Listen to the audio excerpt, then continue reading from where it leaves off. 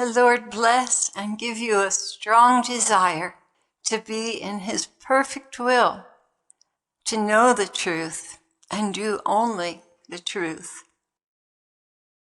Well, just before I began to write this message, I was closing the open window of iTunes, and the song it had gone to was actually a message.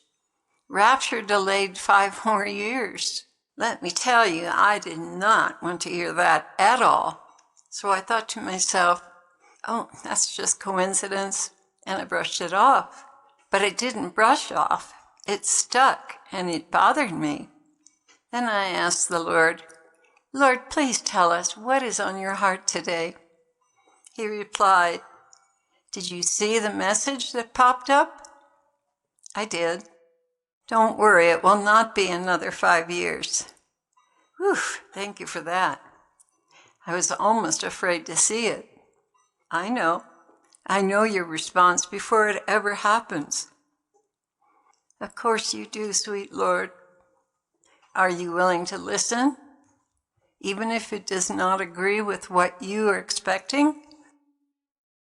Jesus, you can make me willing. So I began doing a few deliverance prayers. I used the holy water and the sign of the cross to clear the air of any familiar spirits, although in my heart of hearts, I knew it was the Lord. Lord, please help me to hear you clearly and not hesitate when I don't want to hear something.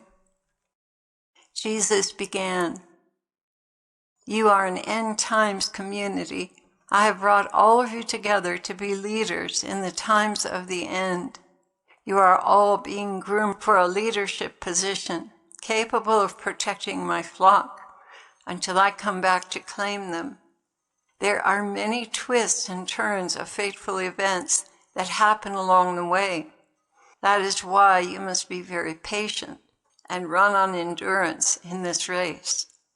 There will be many unexpected turns of events that you must be prepared to handle. That is why I have placed you in the school of learning. My chosen ones, you must be broken of your own will and completely adhere to my will at every moment. This takes time and effort with a great deal of patience on your parts. These graces flow continually into you from above as you submit yourselves and worship me. This is not an easy course that will be over quickly. There is still much for you to learn and practice with flawless obedience.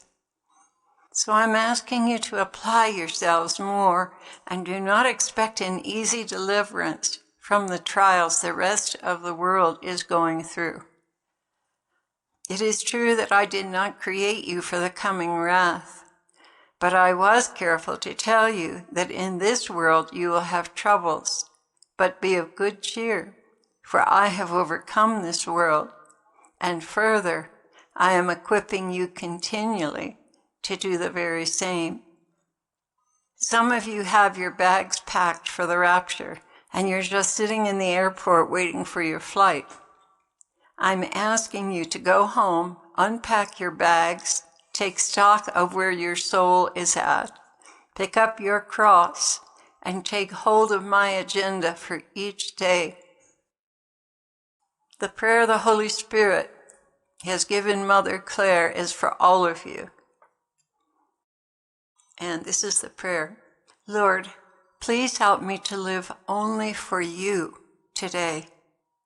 He continued, this prayer, if you correspond to it and set your heart in order to live it, will take you all the way to sainthood.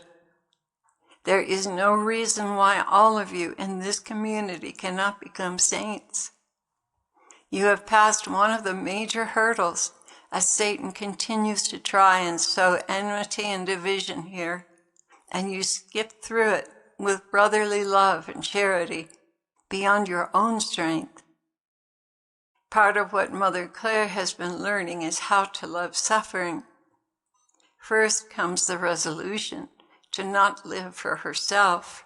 Second comes the trials, and third comes the graces from heaven to carry her through. Going beyond that, I would like her to be joyful in all trials, and that is where we are headed. Hop aboard the holiness train with me, and I will take you where you want to go, and you will fill up all the passenger cars behind you as you go with souls who are lost but are now saved. You have a very long line of empty passenger cars behind you, and they are just waiting to be filled. I will also increase this community so that everyone has the time they need for outreaches of different kinds. Some will be internet channels, some will go out in the byways, others will visit the sick and shut-ins, some will minister to the ministers and support the community with prayer and works. But never underestimate the power you servants of the community have. There is not one grace or conversion that comes through their efforts that you will lack a reward for. In other words, because of your selfless service to those who are on the front lines, you will receive the same reward they receive, and even more, for making it possible for them to function at that level. So at that point, I stopped and asked the Lord if this message was from Him. And He confirmed that it was, even though it was not what I was expecting. But interestingly enough, several in the community have also been feeling that the time has been extended again. But thankfully, the Lord said it will not be another 5 years. Whew. I can hear you picking up the stones right now, dear family. I'm going to get it for this, I know. But I'm not here to court anyone's favor. I'm here to repeat to you what the Lord is saying. But it's interesting also that several in the community have also been feeling that the time has been extended again. I have been sensing it for several weeks, but just couldn't quite come to terms with it. So this message confirmed it. Dear ones, let us go home, unpack our bags, and stop living for ourselves. We've got work to do.